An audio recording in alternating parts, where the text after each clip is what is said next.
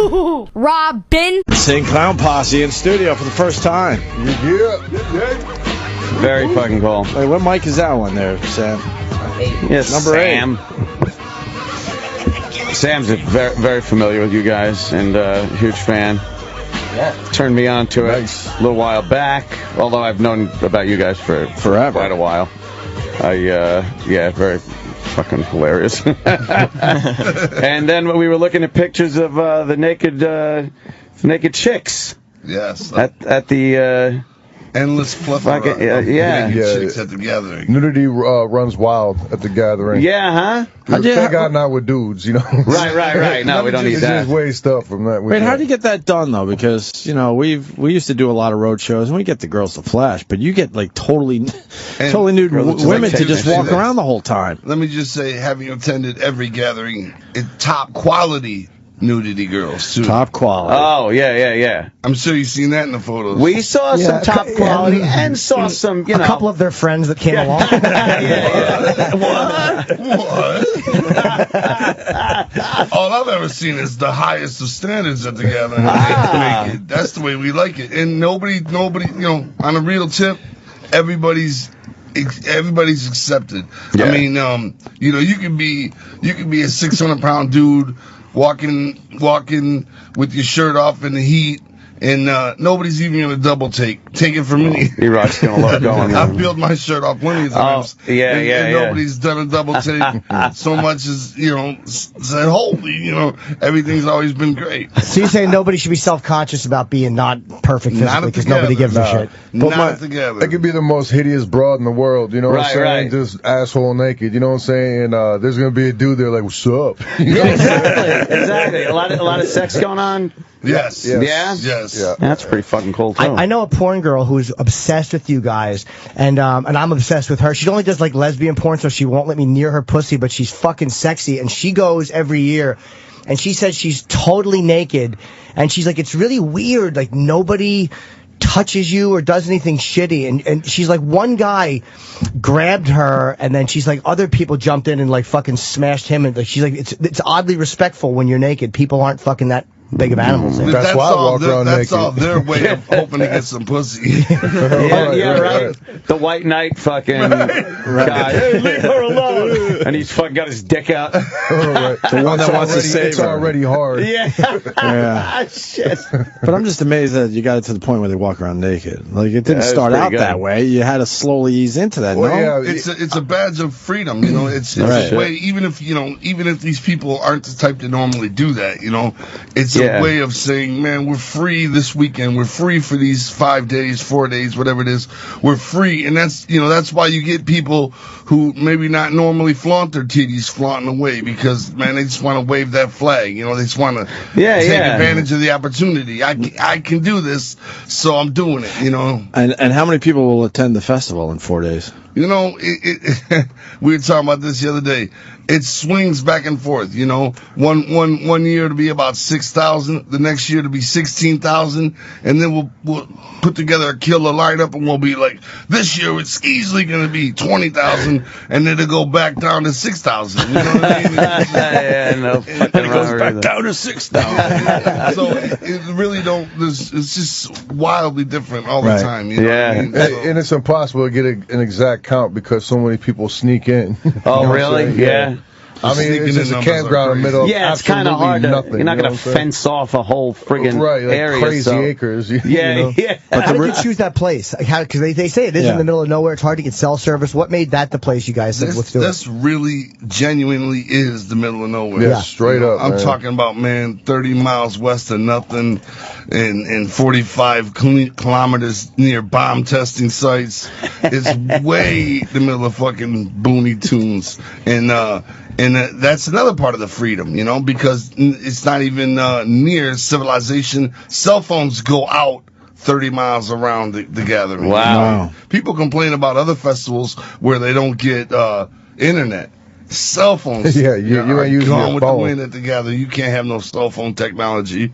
You can't have none of that flavor. It's like primitive living. You know what I'm saying? Really? Yeah. Wow. Damn. In this day and age, not to have your cell phone for 4 People or 5 freak days. out. Yeah. Your fans have to love you. Some people freak out over it. What are some of the events at the festival for the people that don't know? Well, just saying one thing about the cell phones thing. Strangely enough, there's this stone pig. It's like a statue pig. Yeah, that's right. I forgot about that. And if you stand on top of the pig and lean down and stick your finger in its butthole, you will get reception. And I'm serious about that. I'm serious. Out of all the grounds, the only place you got to go to sit on a pig or stand on it, stick your finger in the butthole. Wow, and you get a strangely signal. enough, gets a reception. It's wonderful. I'd like to see that Good happen. to know. In case of emergencies, you are covered. Right, Case of right. mercy, stick that finger in the butthole, and you'll be all right. Did you guys, because you fucking do everything yourself, and at what point did you say, like, enough with worrying about record labels and the industry and the business, and we're just going to make this happen with just us? Like, what happened that got you to that point where you just kind of said, fuck it, let's do this ourselves? Because every label we've been on, you know what I'm saying? It's the same old story. You know, they don't know how to market us. They don't know what to do with us and all that shit. You know what I'm saying? So, you know, I mean, we've been on mad different labels, but we never got kicked off a label. We always found a loophole to get out or something. You know what I'm saying? So, Where do you market something like us? right. though, So, you know? I mean, nobody Yeah. knows how to do it but us, you know? So we're just like, all right, who needs that? You know what I'm saying? It's like, fuck it, I'm making a movie. Done. You're like, Right. fuck, let's make a Western. Well, you know, they want to promote it. They want to promote it, but there's no, you know, why make a video? Nobody's gonna spin it. You know what I mean? Uh-huh. No channels are gonna spin it. They never have. You know. Right. And they want to be able to support. No radio stations are going to play it. You Uh-huh. know what I'm saying? So it's like, how do they do that? You know what I'm saying? Yeah, And yeah. nobody understands how to do it but us, you know? Even if we have meetings and tell them, they never do it anyhow. They wouldn't do it anyway. Right. You know. Right. So you guys just do it now with being online in the last 20 years. I mean, it's gotten better and better and better. So it's like, it's got to be, it's harder in 1989 to pull off viral stuff. It's like a fucking videotape. Right. And now you just upload it, and it's so much easier to not depend on the industry. Let me tell you about the 1998 days. Physical work, brother. I'm serious. Physical pressing up samplers. Pressing up samplers and right. physically hitting this town and looking for the strips where all the cars are bumping up and down the avenue and handing them out left and right. You know what I'm saying? Going to the high schools at 3 o'clock, and when the bell rings, I have every exit covered and hitting them up with samplers so every Clubs kid coming at out of night, high you know school what I'm saying? is getting a sampler, and then pack those vans up and roll to the next town the next day. So you're there in the morning, you're there at night, and out of these high schools, you know, thinking of where the most people are going to be so you can hand out these samplers. That was honestly how we did it in the early days, you know, flyer and sampler. We used to look forward to New Year's Eve just because we knew the clubs would be full. You know what I mean? Yeah, And we could flyer more, and we can get more flyering done. You know, it was like relentless. You know, that was the way we did it. And so when bands ask today, how do you do it today? You know, it's different because a lot of the technology we used to do is gone. I mean, it's the other way around. Right, we used to literally spend like 48 hours straight at Kinko's. You know what I'm saying? Yeah, you'd have to go to the print shit, places, fucking, Right. It's like, what do you need Kinko's for? shove shit nowadays, under you know? windshield wipers. We lived at Kinko's, man. We got all the benefits of Kinko's. That's fucked up, man. You paid your dues. Damn. You really paid your dues and fucking did all this legwork that a lot of bands don't have to do or wouldn't be willing to do. And had you just depended on the industry, they might have let you guys go away. It's great that you didn't fucking let that happen. We've been let go away plenty of times, you know what I'm saying? Yeah. Like just just figured, fuck them, you know, but we always find a way to, you know, keep it moving. And truly, it's a lot of beauty to be in underground, you know what I'm saying? And I mean that. When you're underground, your destiny is in your hands. Yeah. Think about it, you know, not to say anything's wrong with Kid Rock, but think about being like an artist Kid Rock's different because he's at that huge level of stardom. Right, he's at that But think level. you're in a band, right? And MTV picked up your new single. You know, you just were released this year. You got a hit single. You're in effect. You're touring. You got this hit single. Everybody's looking to see who you are. It's all in effect. Then next year or the year comes after that, it's time for your new album. You better hope MTV or whoever is in the same mood they were 2 years ago. Yeah. Wow. When your CD comes flying across their desk, because they might be like, fuck this band, you know what I'm saying? And you're done with after that. Wow, you have no that- backup plan, you know what I mean? Once somebody somewhere, some bigwig says, I don't want to fuck with it, you know, or I'm not feeling that no more. You know, my little sister used to play that shit to death, got me bored. No more of that. You know what I mean? That's it. You're done with. But at least when you're underground, when you're doing it yourself, it's all up to you how successful you want to be. Only there's a cap. You can't be too successful, but at least you can survive, and that's a definite. You know you can get out there and pound the pavement and hit the road and stay on the road and stay at work as long as you need to be relevant. Right. And to maintain and to be, you know, part of the industry. And it's hard work, but at least your fate is in your own hands, and it's not up to somebody else who's having a bad day and says, fuck them, you know what I mean? Yeah, and then you're bummed out from there. Next thing you know, your record label drops you. It's just not happening like it was a couple years ago, you know, sorry. Right. And it sucks because you had nothing to do with it, whether that shit was good or not. Doesn't matter, you know. So, how often are you doing stuff for the band? Is it every day? Yeah. We have a building. Every day. We have a building with 34 employees in one of them, and another building with, I believe, 6 employees. And it's all day, every day. You know, every. What kind of stuff do they do on a regular day? Because no one really knows the business of this, you know? It's I mean, crazy. we got like a video department. We got like a we got four guys working in the video department. department, and they're putting together the infomercials. They're putting together the regular commercials. You know, they're putting together our videos. They're putting together little We got merchandise about us. You know, we got a whole warehouse just for printing merchandise. You know, what I'm saying? Not only do we have a web store that ships and orders from anywhere in the world, you know, but we also have a web store down the street that actually creates the shit. You know, the screen printing, the web embroidering, all of that shit. You know what I mean? So we do everything, and then you go upstairs. We got people who run the websites. Not only of InsaneClownPosse.com, but also all the other groups on our label. You know, so we got a hard-working gang of people, and every morning we sit around this big presidential table. You should see this motherfucking table, man. I don't know where we got it, but it had to be straight out of the Oval Office. This presidential table. And it's huge, and we sit. Everybody sits around it. We kind of go around the table, and everybody talks about what everybody's doing. That way everybody can give advice to everybody, and everybody's kind of involved in everything going on, and it's just that. It's every day, man. It's hard work, but how long you guys been at it? Since 1989. Wow, over 20 years. And you guys met in Detroit. Did you guys come up with any of the other ones we know, like Eminem and all of them? All of them. Yeah. You're all about the same age. Well, Eminem was a little bit different, you know. Kid Rock. I know you guys didn't really like each other. Well, Eminem didn't see eye to eye. Eminem kind of came up a different a whole different route. Because in Detroit, when we were coming up, that was like the big thing was, you know, pressing up your own records, going around, putting them on consignment, whatnot. You know what I'm saying? Doing it all yourself. Right. You know? He was more like, you know, looking for a record battle deal. rapping in a circle and, you know, sending out his demos. Right. You know, he was taking the approach, which is fine. There's 2 different approaches. There's, you know, prove yourself that you can sell records by doing it on your own and fuck waiting for a record label. Just get out there and grind and press up, you know, get your first $500 and press up your first 500 cassettes. Sell those and try to order 1,000 cassettes, you know, that route. And then there's the other route where you're entering the freestyle battles and you're showing you got skills and talent and you're out there grinding, trying to get discovered. You know, right. Which is another smart way to do it, obviously. And so Eminem's circle was in a circle that we weren't really a part of. You know what I mean? We didn't hang out at the places they hung out at.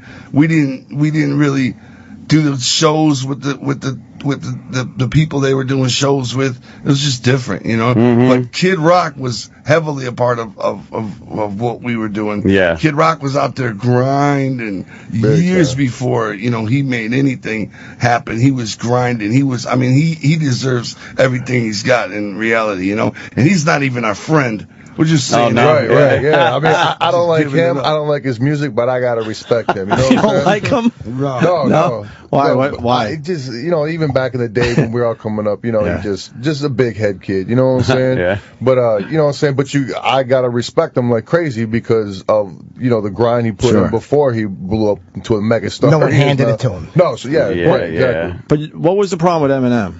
Well, you know, like the first time we ever met him, he came into a club, and it was kind of like it was a hip hop night at the club, you know, and we don't normally go there anyway. And we usually be outside of the clubs. Yeah, flying, we never was just in clubs hanging out. You know? Yeah. But for some reason, we were up in there that night, and he came up to us and gave us a flyer, and it said, now, mind you, didn't nobody know who this guy was? I mean, you know, he didn't have a name out there or nothing in Detroit. We never heard of him. We might have heard of the name or something, right. But that was it. But he gave us a flyer, and it said, come to Eminem's record release party, you know, and special guest maybe. And it said ICP, Kid Rock, and Esham, who were like the 3 top names of Detroit at that time, and it said maybe, you know what I mean? Had question marks after. And I was like, why do you got a name? Why do you got our name on there? Like we might be there. And he was like, cuz you might be there. I'm asking you now. And I'm like, well, fair enough. You know what I'm saying? That's not a bad way to promote it. It's kind of ballsy. We might be like, well, maybe Dr. Dre will be at our shit. You know what I'm saying? So I mean, it's true. We might have been there if everything would have been, maybe we would have hit it off that night and been cool, you know. But we were just like, man, don't promote our name on there without talking to us, you know. That's just kind of shitty, you know. And then next thing you know, he was blowing up and he was doing little interviews around Detroit, and he was dissing us in the paper here and there and saying they don't count, clown rap don't count, which is pretty much how we've always been treated. Mm-hmm. You know, clowns. How you take this shit seriously? You know what I mean? To this day, we don't get taken seriously. Yeah. So I mean, why should we? You know, we love it now. We love not being taken seriously. Was there a point where you wanted to be taken seriously, or did you always just say fuck it? I think in the beginning we probably wanted to be taken seriously. Yeah. But you know, we have no complaints of where we're at now. No, I wouldn't trade this for nothing. I wouldn't doubt. But did you ever think of, like, along that line? Did you ever think of, like, kind of, all right, we should change this because they're not accepting it? Not out of artistically we don't care, but like, fuck, man, this is frustrating. Before you actually went off and did your own thing. Nope. Never thought about changing nothing. No. You know what I'm saying? That was just the path it was on, you know. And, you know. We were so driven, man. Yeah, big time. We thought what we were doing was so fucking fresh, man. It was guaranteed to hit, man. And it was. I mean, in Detroit, it's like we were like mega stars in Detroit. You know what I'm saying? And then once it started catching everywhere else, that's where it started, you know, people were like, you know. Because you got to understand, in Detroit back in the day, you know what I'm saying, back in like the early 90s and whatnot, everybody that was coming out of Detroit had some kind of stick to him, some kind of gimmick, you know what I'm saying? One of the guys on top, his name was Esham, you know what I'm saying? He was like a satanic guy that rapped about the devil and shit, you know what I'm saying? On stage, he'd like come out of a coffin and all that shit, you know, and it'd be set up like a graveyard and all that, you know? Then you had Kid Rock, he was like the hillbilly rapper kid, you know what I'm saying? He would be driving a tractor in his videos, you know, with a cowboy hat on. And, I mean, everybody, even like kids that were like barely even known or whatever, you know what I'm saying? Would wear pumpkin masks or, you know what I'm saying? They'd be doing whatever, you know, everybody was doing that shit in Detroit. You know, they had some look like wrestling. They had like a gimmick, you know. That was what Detroit was doing back then, you know. And if you think about it, if you really think about it, a lot of the rock that throughout Detroit's history has been like that too, you know. Even if they weren't from Detroit and if they had a gimmick, they did well in Detroit, like Kiss. Like Alice Cooper, you know what I mean? If you were doing some old outrageous, crazy shit, Detroit loves you. Why Detroit? Doing the outrageous stuff. Probably because it's outrageous and crazy to live there. You know what I'm saying? It's like a nuclear war zone there, man. Yeah. You know, there's a lot of outrageous acts that came from Detroit. Yeah, that's Kiss's biggest market. Sure. Fucking, I think that was the first one. You guys still out of Detroit, or have you moved on from living there? Or? Well, you know, we live. I live way out, you know what I'm saying? But yeah, it's still, you know, southeast of Michigan. Yeah, we live in Detroit, but we don't live in the city. We live on the outside. But is the city as bad as they say?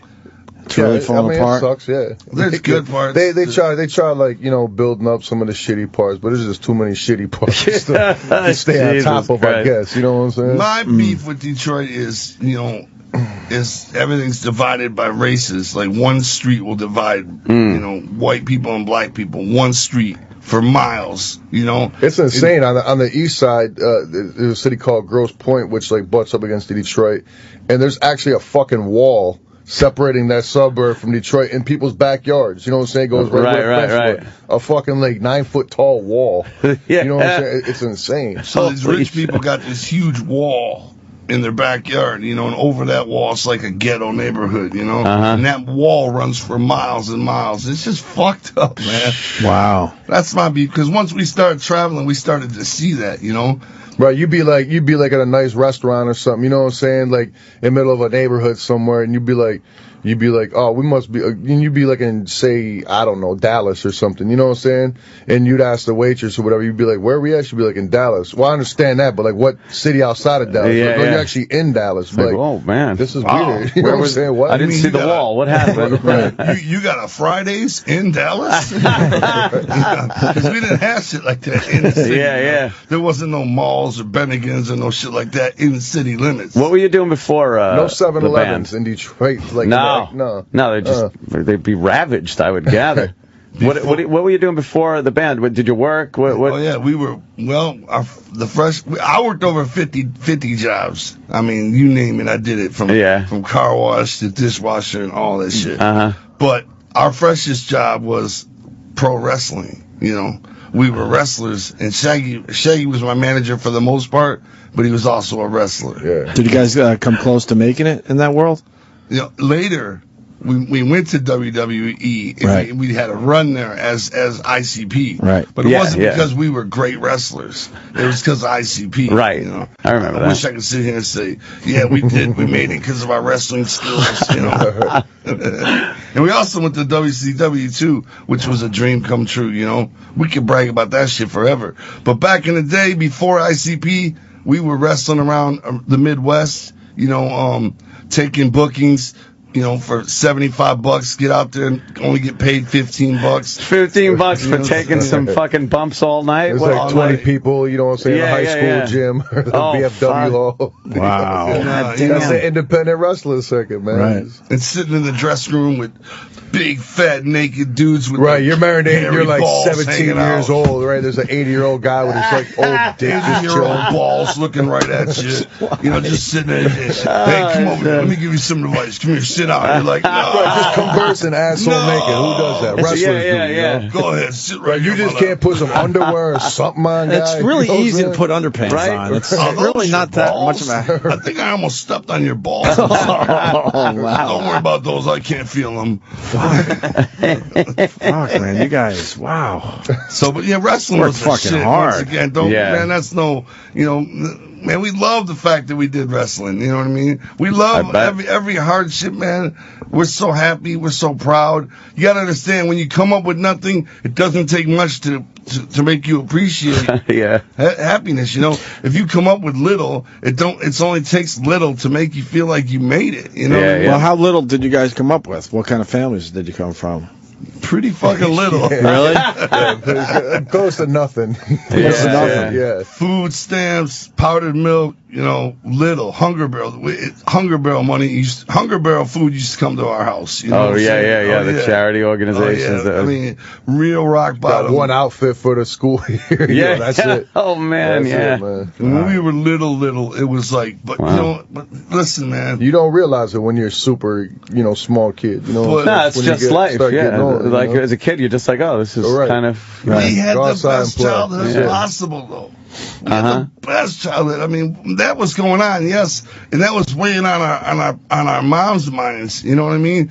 But we had the best fucking childhood possible. We were off exploring in the woods. We were making the best out of every situation. You know, and honestly, man, my childhood was I wouldn't change a thing about it. Man. You know, it was so fun and hanging with each other and each other's brothers and the four of us doing things, man. We just, you know, we conquered the world. So you knew each other your whole life? Yeah, pretty much. I was like 10 years old. Really? Wow.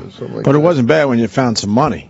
No. Yeah, that's pretty good. That made being poor a lot easier. But for a long, long time, though, every little bit of money that came went back into the pot. Nice. Back into the pot, you know. Yeah. And you guys just believed, because at any moment that it wouldn't. There was a chance it wasn't going to work out for you. Well, it was like everything was going back into the pot, right? And then once more and more money was coming into the pot, you know, little things started becoming like, you know, like we would be making nothing, right? But every once in a while, we'd ask our manager, hey man, can I get a new pair of shoes? And once those yeses became easier. And easier, you realize, oh, okay. But what was the first big thing you bought where you went, oh fuck, pair of shoes? those $50, those fresh ass $50 hookups were pretty fresh. You know, like we were like, this is rap money.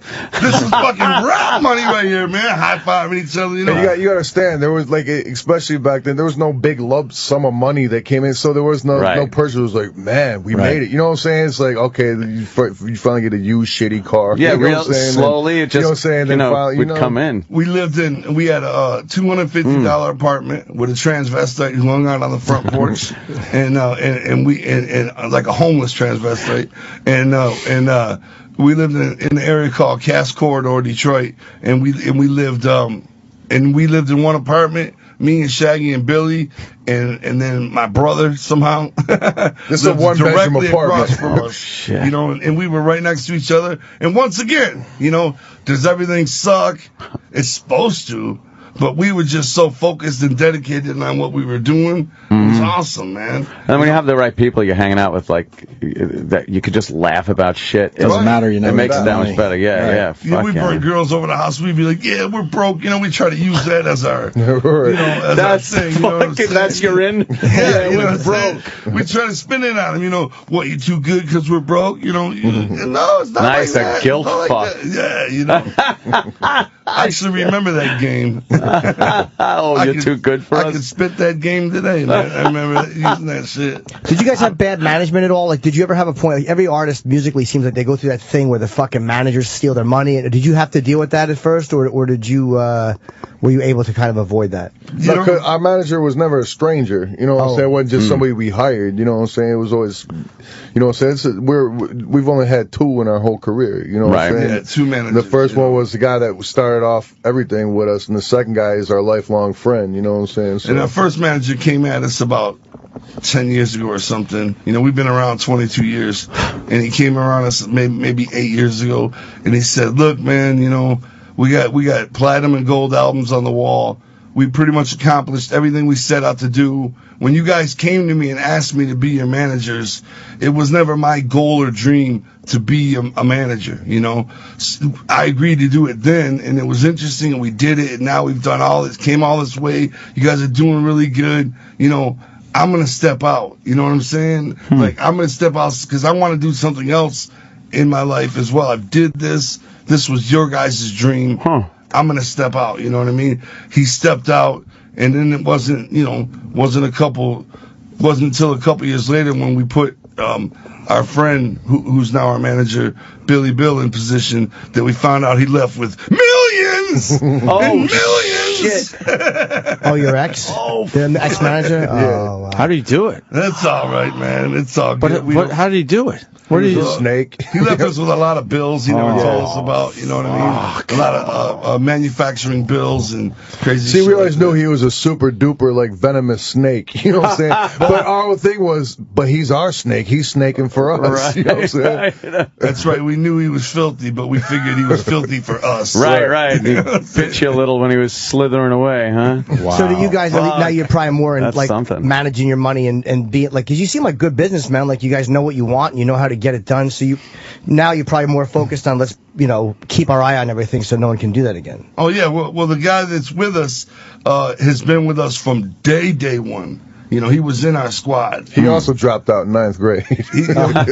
Right? We all used to do when we were kids, we all used to do a paper route together, you know? And so we've been with him forever, you know? And then, like, the guy out there managing us today on the road, that's my brother, you know?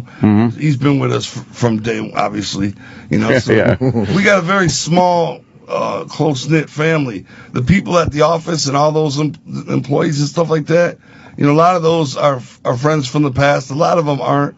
But we don't let anybody get too close. You know what I'm saying? we keep everybody in good positions where they're happy, and we don't want anybody to grow mad or salty. You know what I mean? Right. Like if you guys want to shoot something, this is a question because I have all these ideas of these things, and it doesn't come to fruition. Say you say, let's shoot this video. I want to do this. Who do you have a guy in your camp that just will kind of put everything together, like a production guy? Like you'll say, hey, whoever, we want to do this, make it happen, and he lines up everything and says, okay, well, if you want to do it, I got the crew and we'll do it. Yeah. Yep. His name is Brian Kuma, and we go right to him just like you said. You know, we want to shoot a video for this song. Get the location, you know. And he'll be like, he'll grab his pen and get all excited. And then he'll be like, what do you want to do? You know, do you have any ideas? And he'll get all excited and geeked up. And then we'll be like, yeah, we want to, you know, if we have any. If we don't have any ideas, we'll be like, come on, man, you start thinking about it, you know. And then he'll start thinking about it, come back a couple days, got some flavor on the mind, you know. But that, man, we got a lot of really, really, really bomb-ass employees back there, man. We were really blessed, man. Super blessed, you know. Have you gotten into any brawls with anybody that you work with? Like sometimes, you know, you're close like that, friends working together. Kind of mix it up every so often. You ever? No, absolutely. Never had to punch anyone in the face. Not as far as people that, you know what I'm saying. Right. As a matter of fact, psychopathic. There's an old psychopathic rule, you know, Yep. If you fight with anybody, true shit. If you're about to get into a fight with somebody, you're mad enough where you're about to fist fight, and the other guy wants to fight too, you both have to get naked and fight butthole naked. Therefore, suddenly you're two men rolling around naked with each other. If you want to fight, I imagine. If you want to fight, you can fight like that. You know what I mean? That's hilarious. That way we're laughing at both of you while you're doing it. Yeah, no shit. Sam's a big fan. You got a question there, Sam? Yeah, I could ask you questions all day. On the wrestling thing, where was the toughest locker room to deal with? Because I would imagine, you know, you guys said you come in not because you're great wrestlers, because you're the ICP. That probably didn't sit well. WWF was you know, that was the most trying for us, you know what I'm saying, because everybody that was in WWF or WWE now, whatever it's supposed to be called. Yeah. But you know what I'm saying, they were like, well, you're not wrestlers, so they, you know what I'm saying, you be getting punched for real and stuff. We had some drama in WWF, you know, but are you talking about? Why they didn't like that you had some heat, so they're gonna make it hurt a little bit, right? Well, we got into it, in WWE. Like a lot of wrestlers didn't respect the fact we were there, right? Yeah. So they would go over backstage what we were gonna do, and then when we got out there, it was fight time. Wow. You know, and that wasn't with everybody. That was only with the guys that were our age. The legends, like the Road Warriors or something, you get out there and it would be easy as hell. They would be cool as hell with you, you know. But if you were wrestling some up-and-comer group your age, that they feel like you're threatening their spot, look out, man. Anyone you would name? Yeah, they would give you the beat down. No, I mean, do you name names or no? Anyone that gave you a good beating? There are friends now. Yeah, we're friends with them. You know, groups like, for wrestling fans, the Headbangers. We went toe to toe with the Headbangers. You know. Oh man. And then they would come busting in the dressing room after the show was over and be like, "How was it, guys?" And we'd be like, "Good." Wow, great. Just because we didn't want to bitch. You know what I mean? We didn't want to sound like pussies. You know, so we'd be like, "It was great. It was great." You know? See, the whole thing with like me and the whole wrestling thing is I can't stand being in wrestling locker rooms. They're like horrible to me. You know what I'm saying? Number one, the nudity. You know what I'm saying? The nudity. But, you know, I just hate the whole politics of, like, you know, behind the scenes politics of wrestling. You know what I'm saying? It's just crazy. It's like everybody just, you know what I'm saying? Especially like when you got TV involved, you know, just backstabbing and hating on each other for like 30 seconds of TV time and whatnot. You know what I'm saying? Think about this, it's crazy, man. It's crazy. Let's say a wrestling show is 2 hours long, right? A concert is 2 hours long. A wrestling show, you got 20 wrestlers all jockeying for position. You know what I mean? They all want that shine. They go out there, they only get the spotlight for a little bit. As for a band goes out there and they can play by themselves for an hour. But wrestlers go out there, they got 10 minutes at the most to shine. So they want to, you know, backstage, it's all like, you know, a lot of conniving and you know, shucking and jiving and people wanting to, you know, stab somebody for that spot, man. You know, great. It's funny. The show you guys have on Fuse. It's called Insane Clown Posse Theater, and it's on Wednesdays at 11 o'clock. And they asked me to do it and to go on, and I didn't recognize Greg Valentine. I didn't realize that was the Hammer. Oh, of course. Until he came, I was, at first I thought it was like some guy with a wig who's pretending to be a lady. I'm like, who is that? And then when he guides me off at the end, I'm like, this is fucking Greg. I think I even said that you're Greg the Hammer. I couldn't fucking believe you got him to just stand there in that silly fucking hat. It was unbelievable that he was a part of that show. Hell yeah, man. He was the first guy we called, He's got the perfect face. We figured, we wanted the character where something funny goes off and everybody's laughing, and then you cut to the guy who doesn't find it funny at all. That's stone face. What a better face Greg the Hammer. You know what I mean? He's perfect for it, right? Nothing's funny about that shit. However, he's laughing all the time. Yeah. He's not the kind of guy that, that's just his nature. So that's cool too. We love him however he comes, He was very pleasant. He was surprisingly nice off the air. He's like, oh, I really enjoy your stuff. I was like, Jesus, fucking the Hammer said talking this pleasantly. It's weird when you see people off camera how nice they are. Sam, what are we missing here? Well, I'm wondering about critics, because obviously you guys are saying you don't get taken seriously and you get a lot of heat in print and in radio and stuff, but these are people that don't have to deal with you face to face. Like when you meet people face to face, do you find that they're singing a different song? Oh, no question, man. They do. Of course, that's everybody. Right. It is, right? Yeah, that's most critics. The thing about critics is whatever they're critiquing and whatever, like a music critic or a movie critic, 9 times out of 10, they're somebody who failed at that profession. You know what I'm saying? Like music critics, they're probably like in some stale band, you know what I'm saying? But usually they've tried to break into the business and they flopped. You know what I'm saying? They're a little bitter. Or they've had a record deal and they just were shitty and it fell apart. You know what I'm saying? So that's their main goal in life now, is just sit there and rip other people apart because they suck. Because they want to contribute and be a part of it somehow, and they can't do it on the artistic side, so they figure, well, I'll get the respect of the artist and be a member of this community by sitting there and critiquing. And that's not that's even like movie critics. Like, what's the guy that had no fucking chin or whatever then? Jim Norton. No, the Siskel and Ebert's guy. You know what I'm saying? He's got like super shitty movies he directed back in the day that are just horrible. Right. You know what I'm saying? So what does he do later on? He becomes a movie critic. You know what I'm saying? Just disses everything. But when his shit's the worst ever. I remember when we were first coming up, in like 1995 or something, Spin Magazine called us and they were like, we want to do a story on you guys. We were still basically local then. We were like, hell yeah, Spin Magazine,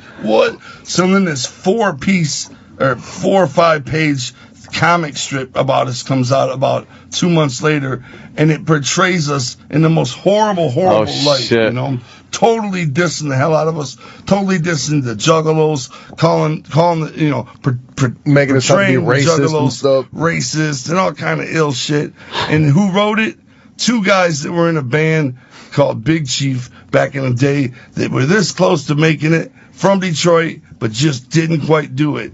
So then they see ICP blowing through all the shit, blowing past them, doing better than a lot of bands, and they just had so much anger in them, they somehow worked it out, and they were the ones that wrote that story, And these were our friends, man. You know what I mean? Wow, man. Just jealous. Just fucking jealous. The fullest, man. I'll never forget that, because that was the first time that happened, and from there, I've seen a career full of it. Do you guys get black crowds as well as white crowd? Like, because was there any resistance from black audiences to you guys being white and hip hop, or no?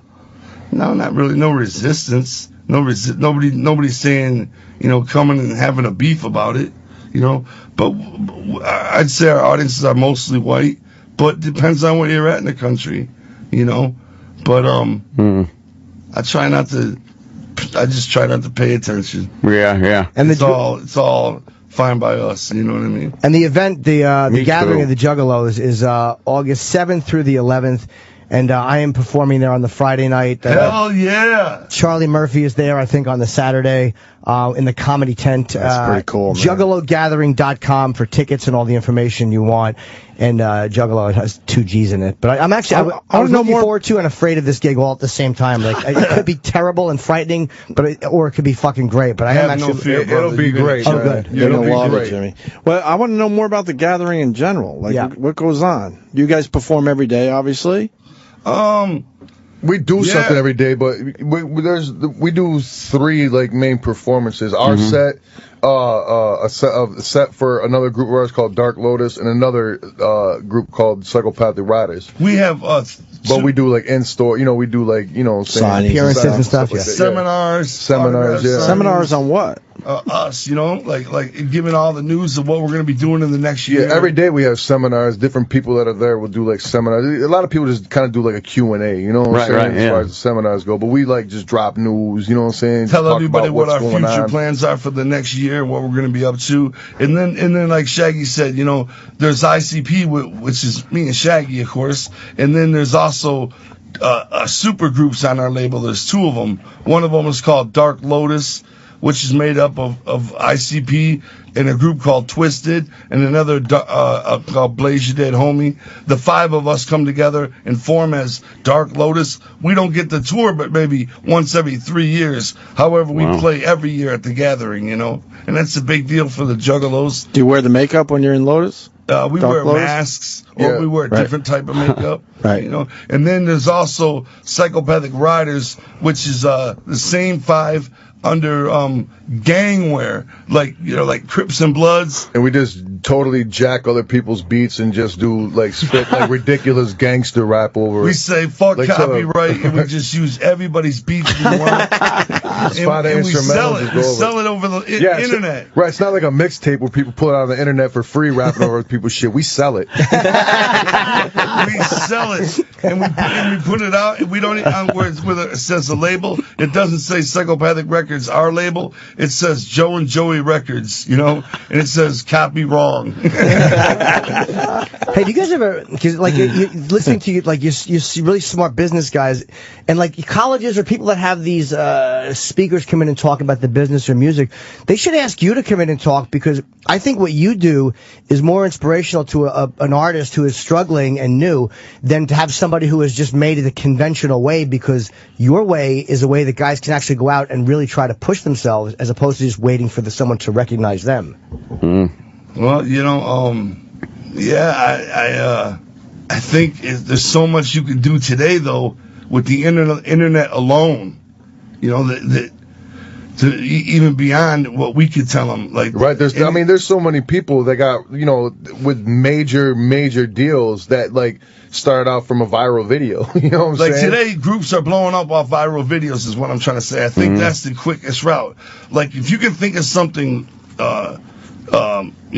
witty and attention deserving and fresh, to stick on there for 10 minutes or even 4 minutes up on YouTube, you can blow up off that shit. Right. I mean, even if your music sucks and you got an awesome video, what's that rapper Soulja Boy? You know what I'm saying? It was just horrendous. You know what I'm saying? But he was so large, you know what I'm saying? Because of YouTube, And so did Justin Bieber.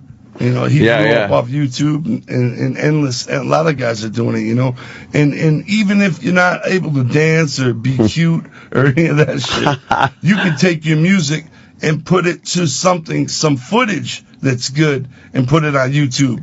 Maybe all car crashes. You can't take your eyes off that. So that shit's going viral. Everybody's watching car crash after car crash, but they're listening to your shit. Mm-hmm. You see what I'm saying?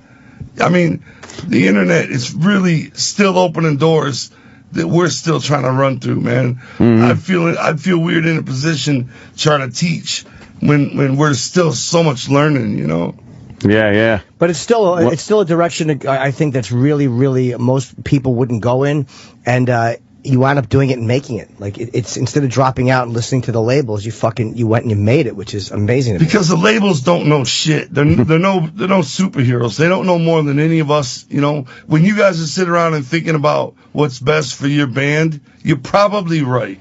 You know what I mean? Yeah. And no label knows more than you just because they're a record label. Right, they just got a lot of money and connections. You know what I'm saying? They throw a lot of money at the radio programmers. They throw a lot of money at MTV or whatever video outlet, you know what I'm saying, to get shit spun. That's the only benefit they have over independent people. You get to the label, you start talking to people at the label, and you find out these guys don't really know shit, man. Yeah. I thought this is where this is where the geniuses were, and this is how to hold the matrix. That's what every business you realize. from everything, from your first job, maybe washing dishes in a restaurant. You realize the guy that runs the restaurant's a fucking asshole. Right. He doesn't know anything. Up to anything. And you go and you think it's like, it's got to get different at a certain point where someone's got to know what the fuck they're doing. You realize, no, no one knows what the fuck they're doing. Except you. Yes, you know what's best for you and what you want to do. That's right. And speaking of the viral videos, you guys have had a few. Miracles being one of them, of course. And I just checked my Twitter. Everyone's like, you got to ask them about magnets. Yeah. Got to ask them about the magnets. Well, you know, were you surprised by the success of that? Yeah. Yeah, big time. Super. How big did that get? It didn't go like, you know. Yeah, it's no side numbers. But you were pretty impressed by how many views. For us, it was insane. You know what I'm saying? So, it's crazy. I like the fact you're honest, too. Like, you know, you said one year you'll have 6,000, the next year 16,000, and then next year 6,000. Like, there's an honesty in that, which is great. And too many people are obsessed with self-promotion and just don't tell the truth about it. Yeah, it's great. Especially with us. You know, people love digging into our shit and, like, trying to expose us for being bullshit. You know what I'm saying? So, I mean, if we ain't truthful, somebody's going to dig into it and be like, oh, you're liars. You know what I'm saying? How many years have you been at it now, as far as the gatherings go? This is the 13th annual. 13th. No, 14th. 14th. Wow. Fucking amazing. Man, that is cool. What about the, what's that shit with, like, fucking, what is that, the FBI saying gang? Oh, the Juggalos a gang? That's straight bullshit is what that is. That? You know, once again, you know, people fear what they don't understand, you know? And nobody knows what the hell we're doing. We don't count. You know, people don't look at us as a real band. They say, man, there's these idiots out here. Why are they here? You know, and so even the government looks at all our fans getting together and they say they're a gang. You know, I mean they've actually named Juggalos, our fans, a gang. Now, meanwhile, you wouldn't get that from another band and their fans. No. Like you wouldn't say, oh, I think they're the Believers. They're a gang. Lady Gaga's Little Monsters are a gang. Yeah, a gang. You know what I'm saying? That's what. That just seems like it's unbelievable at first stupidity. I thought it was funny, but then you look at it the way it affects people. You know, people that maybe have your charm on or this tattooed on their arm or something. And they get pulled over. Next thing you know, they get written up as a gang member. They get busted later with a little pot in their weed, a little weed in their pocket or something. They get sentenced as a gang member now.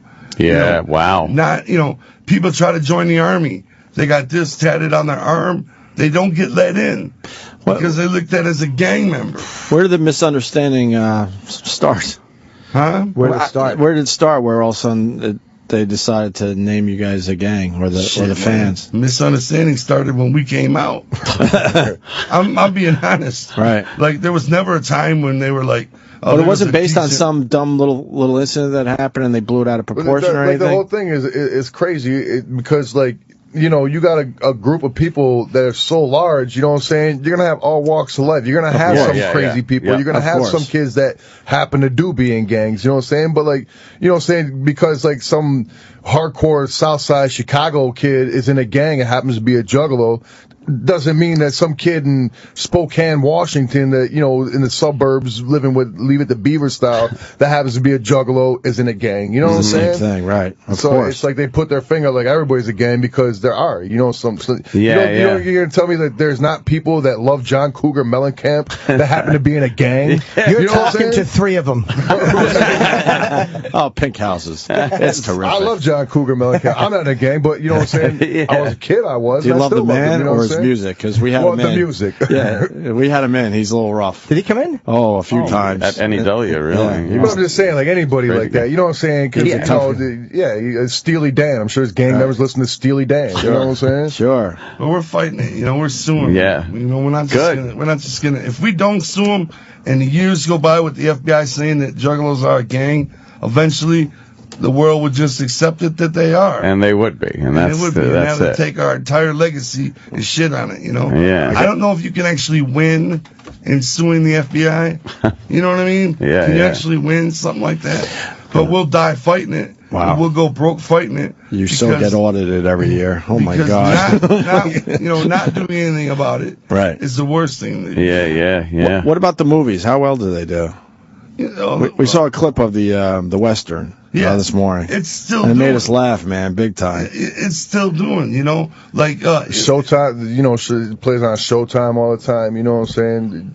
It's still going. You know, it's still going. It's a movie's a cool thing because it's so it doesn't have to only be hot the year it comes out. We keep looking for new deals and new places to get to play it. And so it's still going. Did you guys? We're happy with it. How long did it take you guys to do that? Because the video quality, like the production value in the small clip we saw, it was really good. It wasn't like you guys did it with a home video camera. Right. It looked like it was professionally done. It was decent, yeah. Yeah. It was really decent. A lot of surprise cameos from people in it. It's a lot of fun to watch. It's laced with, funny cameos from people. Well, that's actually what is like the inspiration originally for it was, like you said, like with video cameras and stuff. Because back in the day, like Master P's movies, before he got like serious about it, just a home video. A lot of rappers were doing that, like especially like B rappers and stuff. They try to like come on the record with a hood movie or whatever. And it's just so shitty because it was a video camera, And we used to always watch those movies and love them because they were so cheesy and shitty. You know what I'm saying? Yeah. So like back in 1999, we did a movie called Big Money Hustlers, and it was kind of like a spoof off those kind of movies, but it was done good. You know what I'm saying? It was done professionally. Right. So, but it was done like just like the Big Money Hustler style or Rustler style. You know what I'm saying? Just silly shit through the whole thing. Yeah. And then but that was like Island back in the day getting involved in it, and you know what I'm saying, they threw crazy money at it and whatnot. You know what I'm saying? And then a few years before we did Big Money Rustlers, we did a super B shitty flick called Death Racers, which was a B flick off Death Racer. And that was as a favor to a friend. Right. Right. Well, our friend out in L.A. Roy Soda. Right. And we seen how he's doing it, and we were like, we don't need some company behind it. We could do this. You know what I'm saying? If he's doing this shit, we could do it. But you know what I'm saying, with a higher budget. You know what I'm saying? And then so just from learning what we learned from that shitty movie, you know what I'm saying, we were like, well, let's make a sweet movie doing the same shit. And that's we got 3 movies out. 2 of them we put out. Only Big Money Hustlers, the latest one, the Western. That's Rustlers. Was the one fully we did. That's the one. That's fucking hilarious. I like how the lingo has nothing to do with the Old West. Like, wait a minute, what? And the cowboy hats on with the makeup. Wow. And you got 9, but he's not concerned with the makeup or anything. It's just the 9 cards that he has an issue with. Like, why are you dressed like that? It's the West. It's fucking hilarious. The whole movie is stupid like that. Yeah. It's like Airplane, right. Old school style like that. Sure. Yeah. Great movie. Where do you guys stay when you're when you're at the campground? Do you guys just stay in tents, or do you kind of come and go? Because I got a bus. Oh, you do have a bus. You stay on the bus. Yeah, and we cruise around on golf carts and check everything out. Check the comedy out. Check the wrestling out. Check the women's oil wrestling out. Check everything that's going on. There's all sorts of fun activities, like they call one of them is night court, and it's where juggalos get out there and have court against each other, and there's like a celebrity judge and celebrity attorneys. And right, that's the thing about the gathering. It doesn't stop. It's 24 hours. Something's going on. So there's not like a period of time where it's just downtime. From like 6 in the morning until like 5. No, it's 24 it's shut hours. Down it's basically the least effective from 6 in the morning till like 1 in the afternoon.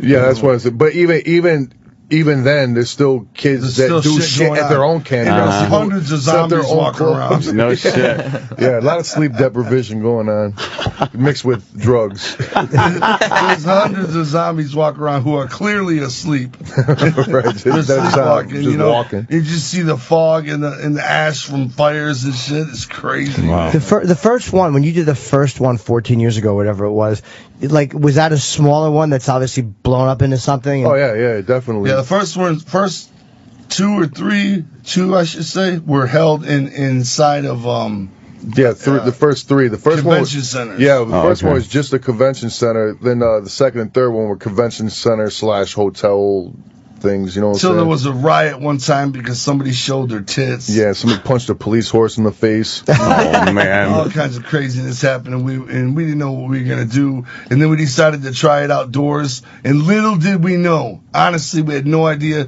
till we did that first one outdoors, and the police weren't allowed on the grounds because it's private property, and it was just euphoria of flavor. And to be honest, that's like a big reason why any kind of violence whatsoever is so minimal because there's no police there.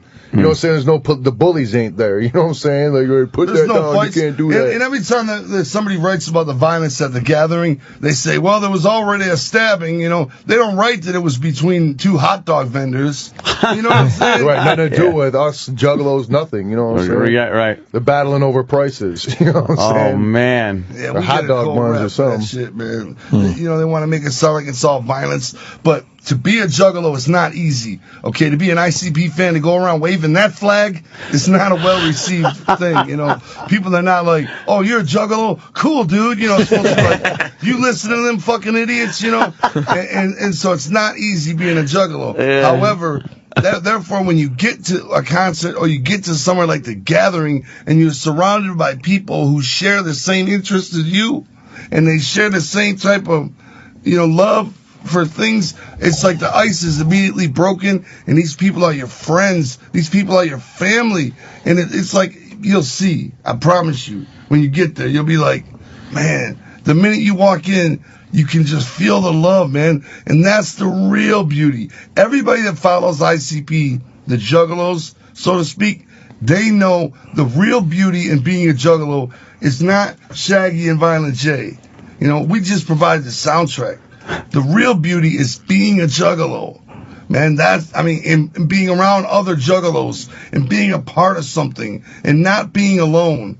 That's the real beauty of what the Dark Carnival is. And we just make hard songs. You know what I'm saying? And Jim, you will be part of that. Yes, I'm performing not this Friday, but a week from this Friday on the 9th. I'll be there. It's an 11 o'clock show in the Comedy Tent. And again, if you're there the whole weekend or the whole week, Charlie Murphy is headlining the next night. So I'm actually looking forward to it. I think it sounds like a blast, man. Guys, thanks so much for coming in. Does my episode... You guys are cool as fuck. Does my episode air before that or no? You're not sure?